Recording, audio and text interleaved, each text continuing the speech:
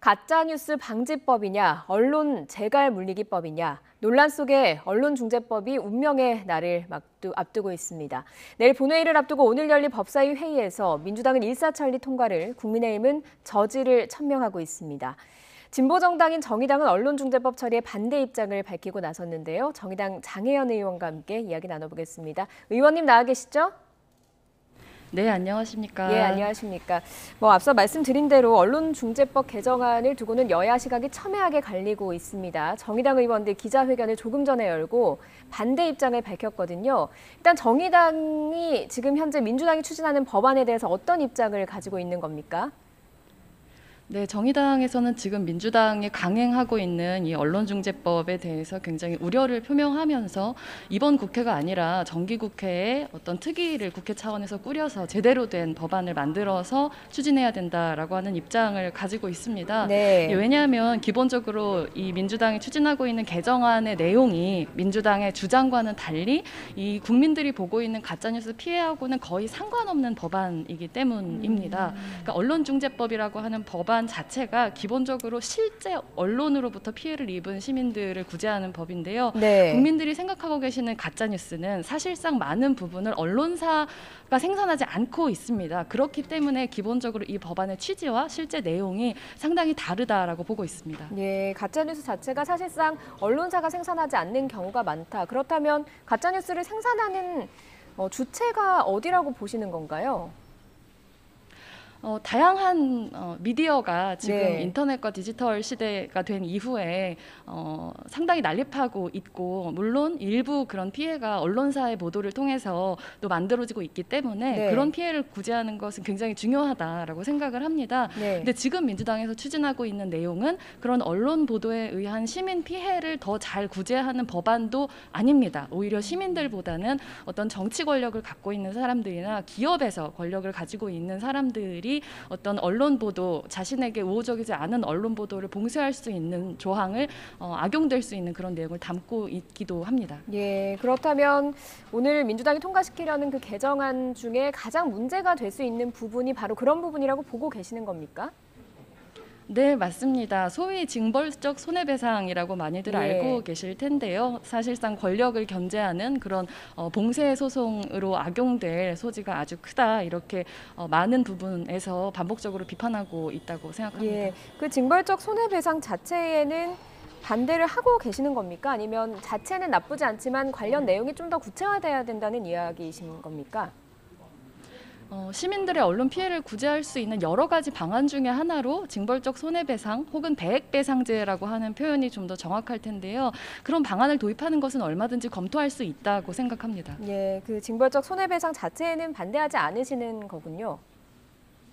그렇죠. 얼마든지 우리가 고려해 볼 수 있는 수단이라고 생각합니다. 그런데 예. 그 수단 자체를 굉장히 절대화해서 얘기하는 건 경계해야 된다고도 봅니다. 예, 그런데 민주당은 이 징벌적 손해배상과 관련해서 잘못된 기사를 쓰는 언론사에 대항해서 국민에게 힘을 주는 것이다. 그리고 기존 정정보도로는 이 가짜 뉴스에 대한 대처가 너무 늦어진다, 이런 입장이거든요. 이런 부분에 대해서는 좀 어떻게 보고 계시는지요?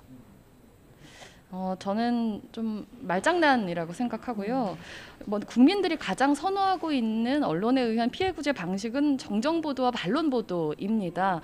국내에서 일어나는 언론 피해 구제의 가장 많은 부분을 정정보도와 반론보도가 차지를 하고 있습니다. 예. 그리고 이 징벌적 손해배상이라고 하는 것이 어떻게 작동하는지를 보셔야 되는데요.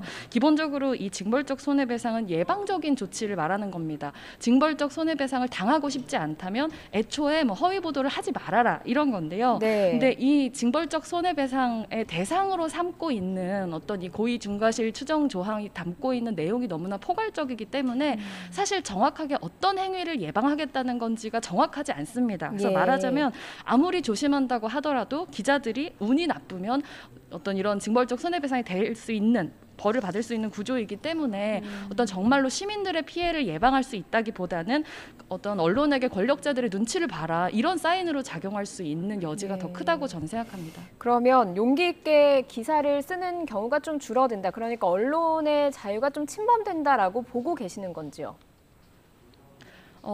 명백하게 그렇다고 생각하고요. 그러니까 이것은 허위 보도일 경우에 적용되는 것이기 때문에 다른 허위 보도가 아닌 그런 이제 언론인들에게 허위 보도를 하지 않는 언론인들에게는 상관이 없다고 민주당에서는 주장하고 있지만 네. 사실상 허위 보도인지 아닌지가 밝혀지는 것은 법원에 가봐야 아는 문제이기 때문에 누군가가 작정하고 이 조항을 악용해서 어떤 보도를 허위 보도라고 명명하고 그게 네. 계속 반복적으로 이어질 경우에 징벌적 손해배상을 건다면 언론인들은 당연히 위축을 느낄 수밖에 없을 것이고 네. 이런 문제점들이 알려진 상태에서 이 법안이 강행 처리돼서 통과가 되게 된다면 특히나 대선 시점을 앞두고 굉장히 다양한 부문에 있어서의 집중 취재가 필요한 시점에 많은 언론인들이 이 취재가 혹시라도 징벌적 손해배상 대상은 아닐까라는 방식의 자기 검열을 하게 될 거라고 저는 생각합니다. 예.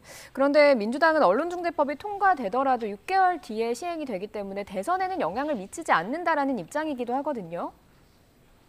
대선에 영향을 미치지 않는다고 주장을 하고 싶으신 거라고 생각하지만 설령 대선에 영향을 미치지 않는다고 하더라도 그 네. 이후에 대한민국 사회에 미칠 영향에 대해서는 당연히 책임감 있게 검토를 해야 하는 것이고 대선 이후부터 시행이 된다고 한다면 당연히 지금부터라도 기자들이 눈치를 보게 되는 건 너무 자연스러운 귀결이라고 생각합니다. 예, 눈치를 볼 수밖에 없는 구도로 가게 된다라는 말씀이신데 그럼에도 불구하고 민주당은 좀 8월 안에 처리를 좀 강행 처리를 하겠다라는 입장인 것 같거든요. 왜 이렇게 처리를 하려고 한다고 보시는지요? 저는 대선 앞두고 민주당에서 이 강성 지지층에 대해서 민주당 열심히 하고 있다 이런 메시지를 주고 싶은 거라고 생각을 합니다.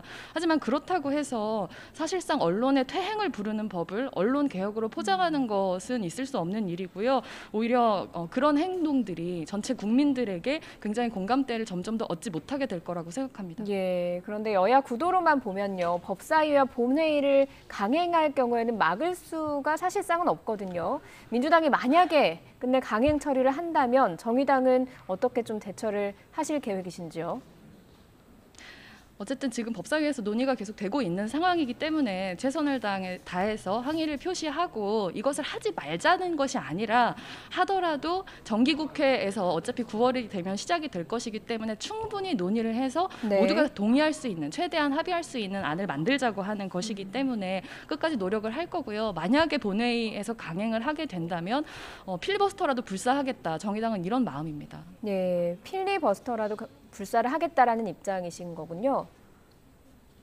그렇습니다. 예, 당론으로 지금 정해진 건가요? 당론으로 정해졌다고 말씀드리기는 제가 좀 이를 것 같고요. 예. 필리버스터라도 불사하겠다고 말씀드릴 수 있을 정도로 네. 이 법안에 대해서 강행 처리를 하지 않을 것을 주문하는 거라고 정확하게 말씀드리겠습니다. 예, 알겠습니다. 아프가니스탄 난민 문제도 좀 짧게 여쭤보겠습니다. 아프가니스탄 난민 문제, 그러니까 정부가 아프간에서 우리 정부 활동을 도운 현지인을 국내로 좀 이송하는 대책을 강구하고 있습니다. 장혜영 의원 개인적으로는 좀 찬성하시는 입장이시죠? 저는 이 난민 수용이냐 아니냐의 문제로 이것을 보아서는 안 되고요. 네. 우리가 이 아프가니스탄에서 일어나고 있는 참상에 대해서 국제사회의 일원으로서 또 아프간 문제에 대해서 거의 20년 동안 파병을 비롯한 여러 가지 관계를 이미 맺어온 사람 이 공동체로서 어떻게 행해할 것이냐의 문제로 이 문제를 바라봐야 된다고 생각을 하고요. 네. 당장 우리가 시급한 문제는 어떤 추상적인 난민을 수용할 것이냐 말 것이냐의 문제가 아니라 지금껏 아프가니스탄에서 우리 정부를 도와서 함께 일했던 사람들이 바로 그 이유 때문에 안전의 위협을 받고 있다. 이 사람들을 위해서 우리가 무언가 이 사람들의 안전을 보장할 수 있는 대책을 강구해야 하지 않느냐라고 네. 하는 차원에서 이분들에 대한 수용 문제를 다루고 있는 거라고 생각합니다. 예, 난민 수용 찬성 입장을 계속해서 밝히셨는데 이렇게 입장을 밝히신 이후에 의원실의 욕설, 폭언 이런 것들이 좀 상당하다고 들었거든요. 심각한 상황입니까? 네, 사실 저희 의원실에서는 이번 이제 난민 수용에 관련된 내용 이외에도 차별금지법을 발의를 했다든가 네. 지금 언론중재법에 대해서 이런 견해를 갖고 있다는 등 여러 가지 전화들이 옵니다. 그래서 저는 이슈하고는 좀 무관하게 의원실에서 비단 저희 의원실뿐만 아니라 국회의원실들의 보좌진들에게 쏟아지는 이런 언어폭력의 문제들을 좀 제기하고 싶었다 이런 말씀드립니다. 예, 알겠습니다. 오늘 정의당 장혜영 의원 연결해서 언론중재법 개정안 반대 입장 그리고 아프간 난민 문제, 난민 수용 문제에 대해서도 이야기를 나눠봤습니다. 오늘 말씀 여기까지 듣겠습니다. 연결해 주셔서 감사합니다. 네, 감사합니다.